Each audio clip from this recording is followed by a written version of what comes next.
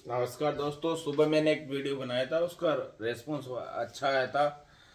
और अगर आप इस तरीके से ही मेरे वीडियो पे ध्यान दोगे तो आपको आरएस बनाने से कोई नहीं रोक सकता है। ये मेरी गारंटी मान लेना आप, क्योंकि जो मैं काम करता हूँ ना वो काम करके छोड़ ही देता हूँ। लेकिन ये शर्त है कि आप उस पर कितना काम करते हो। मेरा काम है केवल आपको गाइडेंस देना। गाइडेंस आपको मैं पूरा पूरा दूंगा। और मैंने जैसा भी मेरा परिचय बताया, मैं डॉक्टर राजेश कुमार मीणा। और मैं भी फिलहाल व्याख्याता हूँ। और मेरा जो सब्जेक्ट, मैं नेट जेआरएफ पीएचडी स्लेट वगैरह सब कुछ कर रखा है मैंने। और मैंने 2 बार आरएस का इंटरव्यू भी दिया था, लेकिन कुछ परिस्थितिवश फिर मैंने उसको छोड़ दिया, लैप्स कर दिया। उससे फ़ायदा भी नहीं है, क्योंकि मेरा अब काफ़ी दिन हो गए उस चीज़ को। और ग्रेड पे में भी कोई फ़ायदा नहीं मिलेगा, 2 साल का प्रोबेशन रहेगा। खैर जो भी है वो मेरी कथा छोड़ो आप। लेकिन ये है कि मेरा एक जुनून था कि मैं कुछ ऐसे बंदे खड़े करूँ, आरएस के अफसर, जो वो जिनके सपने हो कि मैं आरएस होता और मैं समाज के लिए कुछ करता। तो दोस्तों, मैं आपसे ये रिक्वेस्ट करता हूँ कि मेहनत मैं करूँगा, आपको मैं गाइड करूँगा, आप मेहनत करोगे। और गाइड में इतनी ऑथेंटिक किताबों से दूंगा आपको, आप सोचोगे भी नहीं। आपने क्या पढ़ा होगा? रोमिला थापर पढ़ा होगा, लक्ष्मीकांत पढ़ा होगा, ये एस आर गोयल पढ़ा होगा, के एस लाल पढ़ा होगा, बेटी के टक्कर पढ़ा होगा। बहुत बहुत सारी चीज़ें ऐसी छोटी मोटी, सचिन चंद्रा वगैरह, बिपिन चंद्रा वगैरह, ये नॉर्मल चीज़ें पढ़ी होगी। मैंने भाई जो दिल्ली कैम्ब्रिज यूनिवर्सिटी तक की किताबों से अध्ययन किया है, विजन दृष्टि वगैरह सबके नोट्स पढ़े पढ़े हुए हैं उनका, आप देख सकते हो। आप दिखा दूंगा यदि किसी भाई को चाहिए तो। लेकिन दिखाने से कोई फायदा नहीं जब तक उसको समझाए नहीं कि ये बात क्या है। तो मैं अभी, मुझे वो अच्छा लगा, मैंने देखा यार 102 व्यू आए हैं, तो 102 व्यू अच्छे आए हैं। तो मैं अब एक छोटी सी ट्रिक बता रहा हूँ आपको। क्योंकि हमारे पुराने इंडिया के अंदर जैसे आज की तरह स्टेट तो नहीं थी।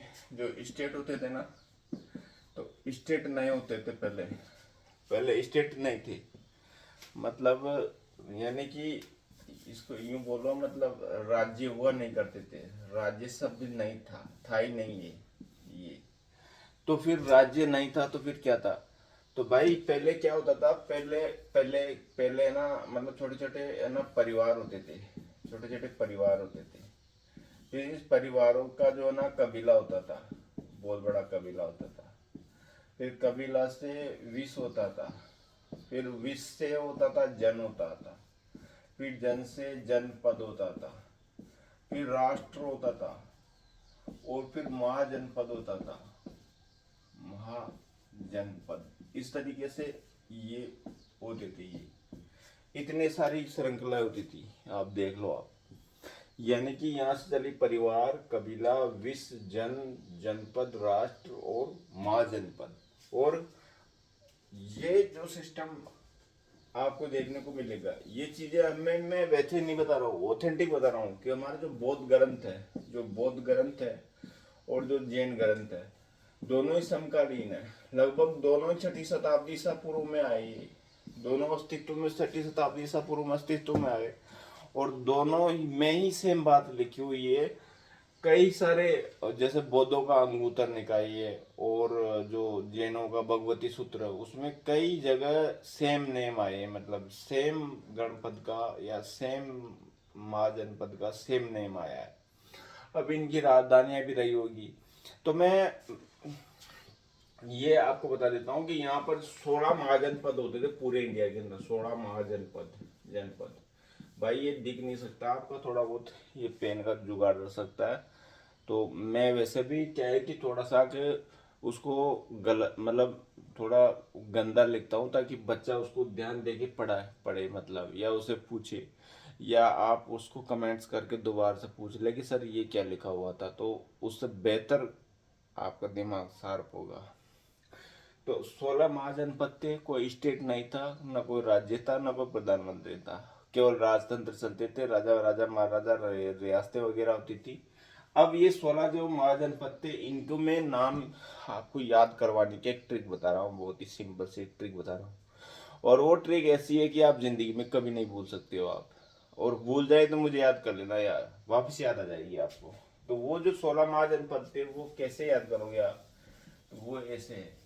वैसे तो याद नहीं होंगे वो, अगर आप वैसे याद करोगे तो वो वैसे याद नहीं होंगे, लेकिन अगर आप ऐसे याद करोगे तो वो याद हो जाएंगे। तो देखो अब आपको ना के ए एम, के ए एम लिखना है, दिख रहा है ना आपको, के एम, सी वी, है ना, और इस इन दोनों को स्क्वायर लगा दो, और मतलब यानी कि इसको यूं लिखो आप, यानी कि यार घातांकी के नियम पढ़े होंगे आपने 10वीं में, K M cube C V square G P S, इस तरीके से लिख दो आप इसको। घातांकी के नियम पढ़े होंगे आपने, घातांकी के नियम में 10वीं क्लास को मैंने पढ़ा रहा लेकिन थोड़ा सा बता रहा हूँ। अब कैसे होगा, काशी, काशी कौशल, कौशल, और ये होगा कंबोज, काशी, काशी कौशल कंबोज। तो इससे हो जाएगा अवंती, अवंती अस्मक अंग, और इससे हो जाएगा मगध जो सबसे बड़ा था, मल्ल, और मत्स्य, मत्स्य, मत्स्य विराटनगर जिसकी राजधानी थी, ये इसका हो जाएगा चेदी, चेदी, कुरु, वत्स, और वज्जी। ये हो गया चेदी, कुरु, वत्स और वज्जी। सी से चेदी, सी से कुरु, और वी से वज्जी, और वी से वत्स और वज्जी। जिससे हो जाए गांधार, जिससे हो जाए गांधार, गांधार, जिसे पांचाल, पांचाल, और इससे हो जाएगा सूरसेन, सूरसेन, सूरसेन। तो ये ट्रिक कैसा लगा दोस्तों, आप सोचो, 2 मिनट भी नहीं लगा। अगर क्वेश्चन आ जाए आपसे कि भाई अब आपको याद करना है इसकी राजधानियां, तो राजधानियां याद करने की भी मेरे पास बहुत ही सिंपल ट्रिक है, पहले ये याद कर लो। तो बस कुछ नहीं करना, के ए एम का क्यूब करना अपन को, सी वी स्क्वायर लिखना, और जीपीएस लिखना। जीपीएस का मतलब आजकल मोबाइल जीपीएस से चलते ही हैं। तो कैसे हो जाएगा, काशी कौशल कंबोज, काशी कौशल कंबोज।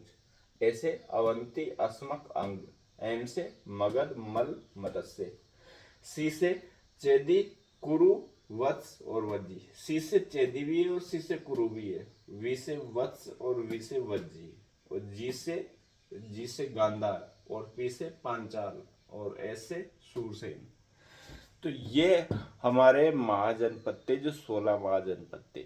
अब इसकी राजधानी क्या थी, तो इसकी राजधानी की चर्चा मैं नेक्स्ट वीडियो में करूंगा, और मैं प्रारंभ इतिहास से ही करूंगा, क्योंकि मैंने जो पीएचडी करी है वो इतिहास से ही करी है, और कोशिश ये करूंगा कि आपके जो भी हिस्टोरिकल बैकग्राउंड के जो क्वेश्चन आएंगे उसमें से 100 में से 100 क्वेश्चन आने चाहिए। वैसे मैं साइंस का स्टूडेंट भी हूँ, मैं एमएससी इन मेडिकल माइक्रोबायोलॉजी हूँ, तो मैं लॉजिकली चीज़ों को सोचता हूँ।